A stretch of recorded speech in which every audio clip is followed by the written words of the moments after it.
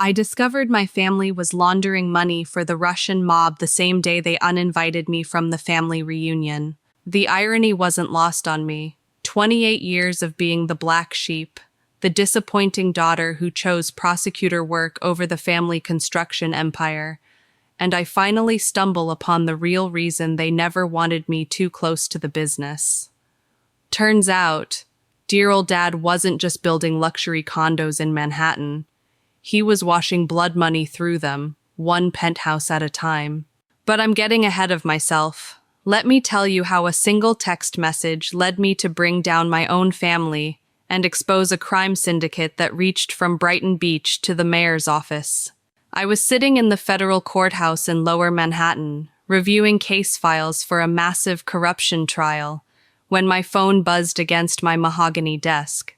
The message was from my father, Vincent Castellano, sent with his typical emotional detachment. Don't bother coming to the family reunion. Mother and I have decided it's time we stopped pretending. You're not part of this family anymore. 28 years of conditional love, summarized in 2 sentences. My finger hovered over the keyboard for exactly 30 seconds before I typed back a single word. Understood. What my father didn't know was that I'd been investigating Castellano Construction for the past 6 months. Not intentionally. It started as a routine background check when his company appeared as a subcontractor in one of my organized crime cases. But the deeper I dug, the more suspicious the financial patterns became. Payments that didn't match project timelines. Contractors who existed only on paper. Bank transfers that followed the classic laundering playbook I'd memorized during my years as an assistant U.S. attorney. The family reunion text was just the final puzzle piece I needed to understand the complete picture. Growing up as Vincent Castellano's daughter in Bensonhurst, Brooklyn, meant living with contradictions I'd never questioned until law school opened my eyes. We lived modestly in a middle-class row house, but somehow my father could afford to send me to Columbia Law. He claimed the construction business was simple, honest work, but meetings in our basement often involved men with thick accents who spoke in hushed tones about transportation costs and material adjustments. My mother, Elena, played the traditional Italian wife perfectly, cooking elaborate Sunday dinners, maintaining an immaculate home, and never asking questions about Vincent's business. But I caught her burning papers in the backyard more than once, and she had a way of changing the subject whenever I asked about Dad's colleagues. My older brother Michael was groomed from birth to inherit the business. He had Vincent's stocky build, Elena's quick temper, and an impressive ability to look the other way when things didn't add up. While I was studying criminal law at Columbia, Michael was learning the family trade, how to manage complex projects and navigate city bureaucracy with envelopes full of cash. The golden child, however, was my younger sister Sophia, beautiful, charming, and smart enough to become the family's secret weapon. She'd married Anthony Torino, whose family controlled several unions in the city, creating a perfect partnership between construction and labor. Together, they were expanding Castellano Construction into legitimate territory, or so I thought. For years, I told myself that whatever gray areas existed in my family's business, they were small-time stuff. A little under-the-table work, maybe some tax shortcuts. I was fighting real criminals, drug dealers, human traffickers, mob bosses. My family's petty corruption wasn't worth my attention. That illusion shattered 6 months ago when I was reviewing financial records for a RICO case against the Kowalski organization. Victor Kowalski ran a sophisticated money laundering operation, moving millions through construction companies, restaurants, and real estate developments. As I traced the money trail, one name kept appearing in the subcontractor records: Castellano Construction. At first, I convinced myself it was coincidence. New York construction is a small world. Everyone works with everyone eventually. But the pattern was too consistent, too convenient. Every major Kowalski project included Castellano as a subcontractor, always for amounts that seemed inflated compared to the actual work being done. I started pulling permits, cross-referencing dates, following the money through shell companies and offshore accounts. What I found made my stomach turn. Castellano Construction wasn't just working with the Kowalski organization, they were one of its primary laundering vehicles. My father had built his entire business model around washing dirty money, and he'd been doing it for at least 15 years. The scale was staggering. Conservative estimates put the laundered amount at over $40 million, funneled through luxury developments across Manhattan and Brooklyn. My family wasn't just connected to organized crime, they were organized crime, hiding behind legitimate business fronts and social respectability. The worst part was realizing how deliberately I'd been excluded from the family business. It wasn't because I was the disappointing daughter who chose law over construction. It was because I was the daughter who'd chosen prosecution over protection, who dedicated her career to fighting exactly the kind of criminal enterprise my family had built. Every family dinner took on new meaning. Michael's vague references to difficult clients and complex projects. Sophia's designer clothes and expensive jewelry that seemed inconsistent with Anthony's union salary.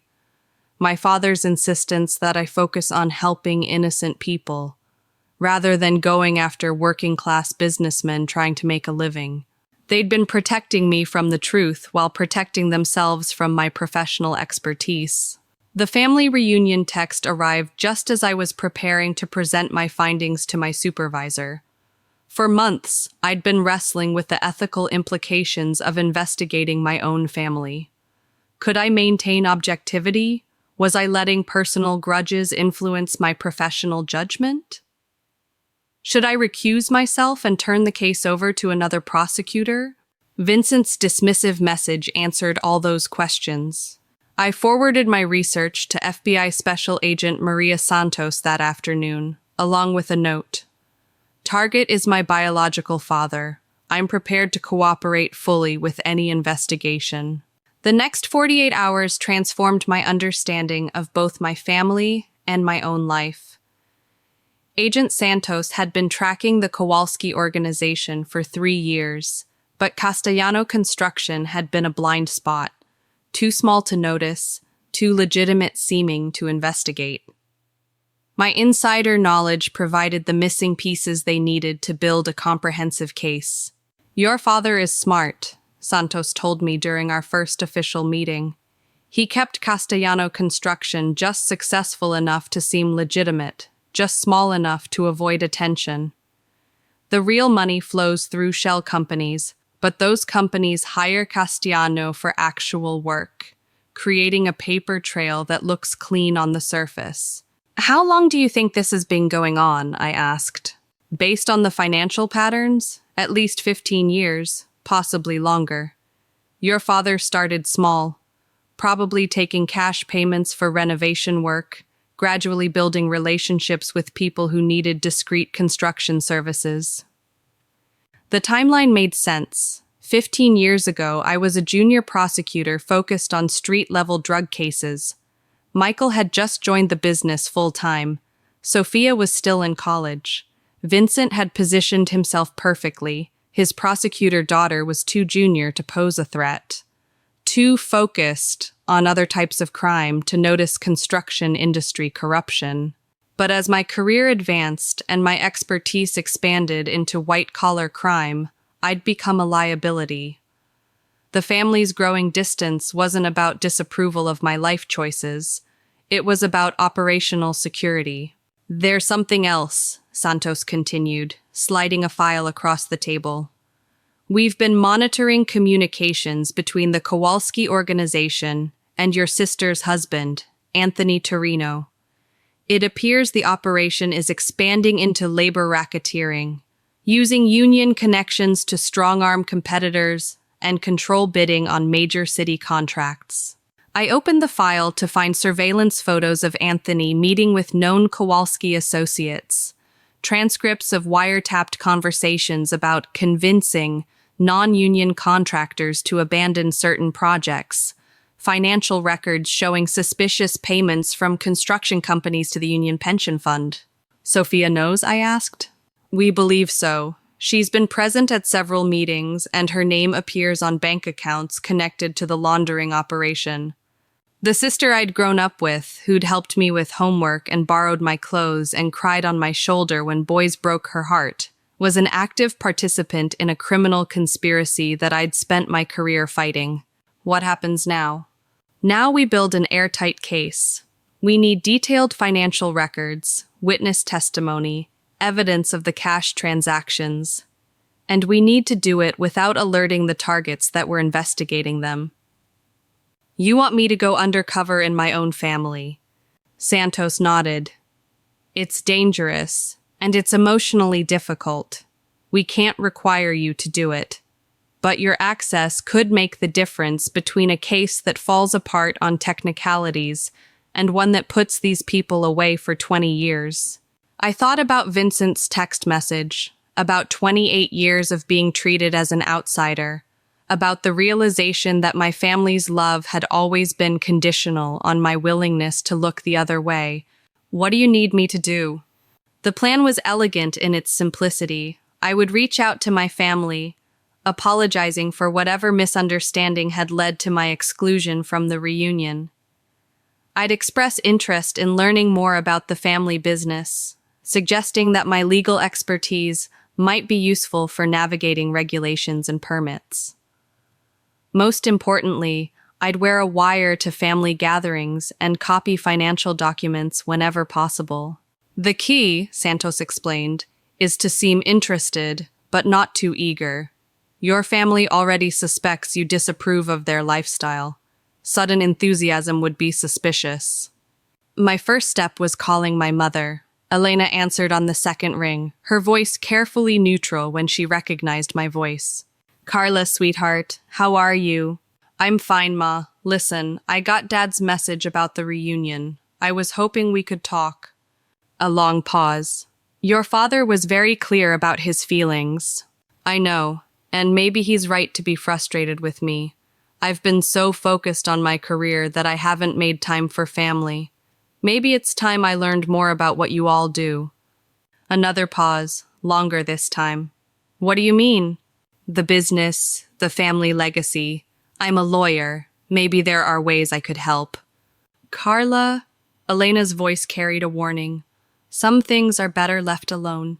I'm not a child anymore, Ma. I can handle whatever the truth is. Can you? Because once you know certain things, you can't unknown them? The conversation ended with Elena promising to speak with Vincent about having a family dinner to clear the air. As I hung up, I realized my mother had just confirmed everything I'd suspected. She knew exactly what her husband did for a living, and she was smart enough to understand the implications of involving their prosecutor daughter. The dinner was scheduled for the following Sunday at the family home in Bensonhurst. I spent the week reviewing the FBI's protocol for undercover operations, learning how to operate the recording equipment, and mentally preparing for the possibility that my family might discover what I was doing. Santos was blunt about the risks. If they realize you're working with us, you'll be in real danger. These aren't white-collar criminals who handle problems with lawyers and paperwork. The Kowalski organization has a history of violence against people who threaten their operation. You think my own family would hurt me? I think your family would choose their survival over your safety. They've invested 15 years building this operation. They won't give it up without a fight. Sunday dinner at the Castellano house had been a weekly tradition for as long as I could remember. Elena would spend all day cooking, homemade pasta, braised short ribs, roasted vegetables from the garden, tiramisu for dessert. Vincent would hold court at the head of the table, discussing neighborhood gossip, city politics, and business in carefully vague terms. Michael would report on current projects. Sophia would share updates about the union activities, and I would mostly listen while dodging questions about my social life and career. This dinner felt different from the moment I walked through the front door. The house looked the same: Elena's spotless kitchen, Vincent's lazy boy positioned to command a view of both the television and the front window, family photos covering every surface. But the atmosphere was charged with tension. Michael and Sophia were already there, sitting at the dining room table with drinks in their hands and expressions I couldn't read. Anthony sat beside Sophia, looking more uncomfortable than I'd ever seen him. Vincent emerged from the basement as I was hanging up my coat, his greeting carefully polite but distant. "Carla, thank you for coming. Thank you for having me." Elena appeared from the kitchen, wiping her hands on her apron and forcing a smile that didn't reach her eyes. "Dinner's almost ready. Sit, everyone. Sit." The meal proceeded with agonizing formality. Elena served course after course while conversation remained superficial. The weather, neighborhood changes, politics. It wasn't until we'd finished the main course that Vincent finally addressed the elephant in the room. "So, Carla, your mother says you're interested in learning about the family business." "I am. I've been thinking about what you said, about family loyalty and understanding where I come from. Maybe it's time I knew more about what built this life for all of us." Michael and Sophia exchanged glances. Anthony stared at his wine glass. "It's complicated," Vincent said carefully. "What we do requires discretion, loyalty, and the ability to keep family business within the family." "I understand." "Do you? Because once you're inside, you're inside. There's no going back to being the prosecutor daughter who doesn't ask questions." The recording device in my purse felt like it weighed 50 pounds. "I want to understand, Dad. I want to be part of this family for real." Vincent studied my face for a long moment, then nodded to Michael. "Tell her about the Henderson project." For the next hour, I listened as my family laid out the basic structure of their operation. Michael explained how Castellano Construction had evolved from a legitimate small business into a sophisticated laundering vehicle. Sophia detailed how Anthony's union connections provided both protection and access to major municipal contracts. Vincent revealed the scope of their partnership with the Kowalski organization and other criminal groups. What they described was elegant, efficient, and absolutely illegal. Construction projects served as perfect vehicles for washing dirty money. Labor costs were difficult to verify, material expenses could be inflated, and change orders provided excuses for additional payments. The union connections ensured that competitors faced labor problems while Castellano projects proceeded smoothly. City connections, maintained through carefully managed bribes and political contributions, provided access to permits and insider information about upcoming projects. "How much money are we talking about?" I asked. "Last year, maybe 8 million in cleaned funds," Vincent said. "But that's just the beginning. There are opportunities in Jersey, Connecticut, even some international possibilities if we're smart about it." "International?" "Money moves globally now," Sophia explained. "Our partners have interests in Eastern Europe, South America. There's talk of development projects in emerging markets where regulations are more flexible." As they spoke, I realized the scope of the operation was even larger than the FBI had suspected. This wasn't just local money laundering. It was part of an international network that moved hundreds of millions of dollars annually. "What would my role be?" I asked. "Legal protection," Vincent said. "Understanding regulations, structuring deals to minimize risk, managing relationships with city officials who might ask uncomfortable questions." "Essentially, you'd be our inside counsel," Michael added. "Someone who understands both the business and the legal landscape." "The pay would be substantial," Sophia said.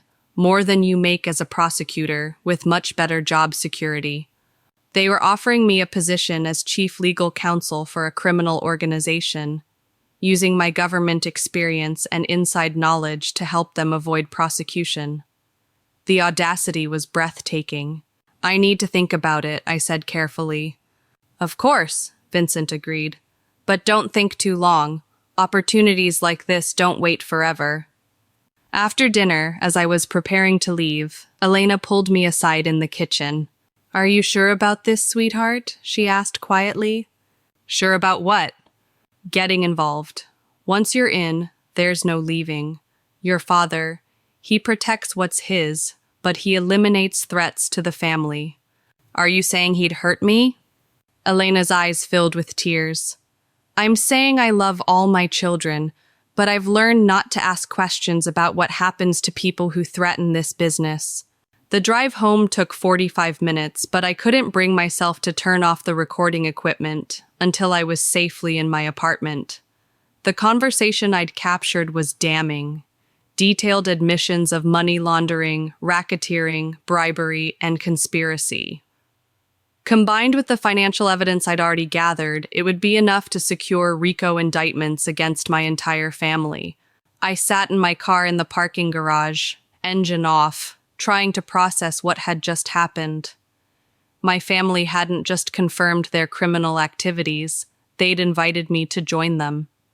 They were so confident in their blood bond, so convinced that family loyalty trumped everything else, that they'd exposed their entire operation to a federal prosecutor. My phone buzzed with a text from Sophia. So proud of you for coming tonight. Dad's really excited about working together. This could be the start of something amazing for all of us. I stared at the message for several minutes before responding. Thanks. Talking with you all was really eye-opening. Agent Santos met me at the federal building the next morning, along with her supervisor and 2 other agents I hadn't met before. We spent 3 hours reviewing the recording, cross-referencing names and details with existing intelligence, building what Santos called the backbone of a bulletproof case. This is extraordinary, her supervisor, Agent Rodriguez, said after listening to the entire conversation. We've been trying to penetrate this network for years. Your family just handed us everything we needed. What happens now? Now we go after the whole thing. Your family, the Kowalski organization, the union connections, the city officials taking bribes. This could be one of the biggest organized crime takedowns in New York history. When? Soon. We need to move fast before they realize what's happening. Your father mentioned bringing you deeper into the operation. If you're willing to continue the undercover work, we could gather even more evidence. I thought about Elena's warning, about Vincent's reputation for eliminating threats, about the possibility that my family might discover my cooperation with the FBI. How much more do you need? Evidence of the international connections would be valuable. Financial records showing the full scope of the laundering operation. Names of additional conspirators, especially city officials. And if they figure out what I'm doing? Rodriguez's expression was grim. We'd have to extract you immediately, and hope the evidence we have is enough to secure convictions. The next few weeks were the most terrifying of my life. I maintained regular contact with my family, expressing increasing enthusiasm about joining the business while gathering as much evidence as possible. Vincent began including me in planning meetings, treating me as his legal advisor, while revealing the full scope of the operation. I learned that Castellano Construction was just one part of a network that included restaurants, waste management companies, and import-export businesses. The money being laundered came from drug trafficking, human trafficking, illegal gambling, and extortion. The operation employed dozens of people across multiple states and countries. Most disturbing was discovering the extent of the violence used to protect the business. Vincent kept detailed records of problem resolution, competitors who'd been intimidated, officials who'd been threatened, and several people who'd simply disappeared after asking too many questions. Sometimes people don't understand the importance of discretion, Vincent explained during one conversation. We try to educate them, But if education doesn't work, we use other methods. What kind of other methods? Whatever it takes to protect the family. The recording of that conversation was the final piece of evidence Santos needed. Within 48 hours, federal agents were preparing for coordinated arrests across 3 states. I was reviewing case files in my office when Santos called. It's happening tomorrow morning. Multiple locations, multiple agencies. This is going to be massive. Will I be safe? You'll be in protective custody until the initial arrests are complete. After that, we'll assess the threat level and determine what protection you need long-term. And my family? Your father, Michael, and Sophia will all be arrested on RICO charges. Anthony's being taken down by labor crimes investigators. We're also arresting 16 other individuals connected to the network. That night, I sat in my apartment trying to process the reality that I'd just destroyed my entire family. Not just their criminal enterprise, but their lives. Vincent would likely die in prison. Michael and Sophia would spend decades behind bars. Elena would lose her husband, her home, and 2 of her children. Part of me felt guilty about the devastation I was about to cause. But a larger part felt relief that justice would finally be served. My family had made their choices, built their lives on illegal activities that harmed innocent people. They'd invited me to join them not because they loved me, but because they wanted to use my skills to expand their criminal enterprise. The arrests began at dawn. I watched from a safe house in Brooklyn as federal agents descended on my childhood home, leading Vincent away in handcuffs while Elena collapsed in the doorway. Michael was arrested at a construction site in Queens, Sophia at her house in Staten Island. By noon, the story was leading the local news. Federal authorities dismantle major money laundering network. My family's photos appeared on every channel, described as key figures in a criminal organization that had operated for more than 15 years. The trial lasted 8 months. I testified for 6 days, walking the jury through the evidence I'd gathered and the conversations I'd recorded. My family's defense attorneys tried to paint me as a vindictive daughter seeking revenge for being excluded from family functions. But the financial evidence and recordings spoke for themselves. Vincent was sentenced to 30 years in federal prison. Michael received 25 years. Sophia got 15 years. Anthony received 12 years on labor racketeering charges. Dozens of other co-conspirators received sentences ranging from probation to life imprisonment. Elena was never charged. She'd been careful to stay away from the business side of the operation, and prosecutors couldn't prove she'd been an active participant, rather than just a wife who'd chosen not to ask questions. The last time I saw my mother was at Vincent's sentencing hearing. She looked older, smaller, broken by the destruction of her family. As I walked past her in the courthouse hallway, she grabbed my arm. "Was it worth it?" she asked, tears streaming down her face. "Was destroying your family worth it?" I looked at this woman who'd raised me, who'd taught me right from wrong, who'd burned papers in the backyard to protect criminal activity while cooking Sunday dinners that brought us all together. "Yes," I said quietly, "it was worth it." Today, 3 years later, I work as a federal prosecutor specializing in organized crime. The Castellano case became a model for investigating family-based criminal enterprises, and I've used the experience to help build cases against similar organizations. I still live in New York, but I've moved to Manhattan, far from the Brooklyn neighborhood where I grew up. I don't keep in touch with anyone from my old life. It's too dangerous and too painful. Sometimes I wonder what my life would have been like if I'd never discovered the truth about my family's business. If I'd remained the disappointing daughter who asked too many questions, excluded from family functions, but free from the knowledge that everyone I loved was a criminal. But most of the time, I'm grateful for that text message that started everything.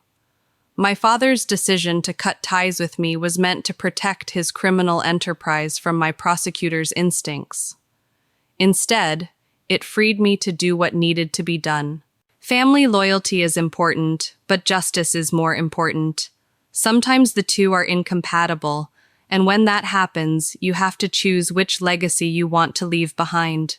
I chose justice, and I'd make the same choice again. The truth about family isn't always pretty, but it's always worth pursuing, even when it costs you everything you thought you knew about love.